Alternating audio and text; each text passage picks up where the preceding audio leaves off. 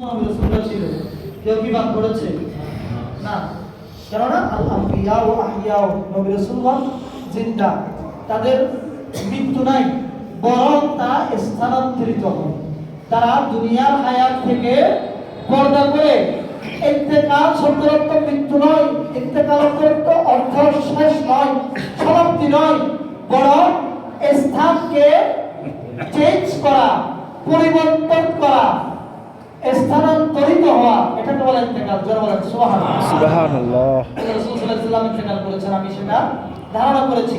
রাসূল সাল্লাল্লাহু আলাইহি ওয়াসাল্লাম বলছেন নয়, বরং আজকে রজনী রাত কিসের রাত তুমি জানো?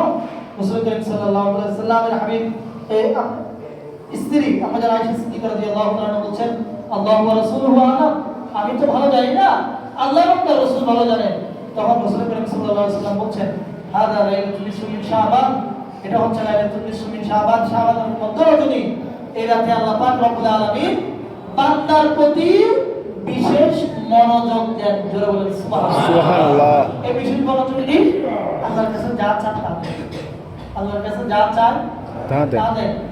এখন আপনারা বলতে পারেন আইকে চাই আর একে কেন দেন, বরং আল্লাহ আপনার জন্য এটা মঙ্গল মনে করেছেন, সেটা দিয়েছেন।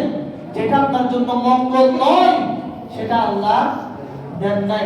জোরে বলেন সুবহানাল্লাহ। কারণ আর দুর্যোগ না মানে আর দুর্যোগ গরিব মানুষেরও যদি এখন বেশি নয়, কোটি কোটি টাকার মালিক বানাই আর কমিলে শেষ।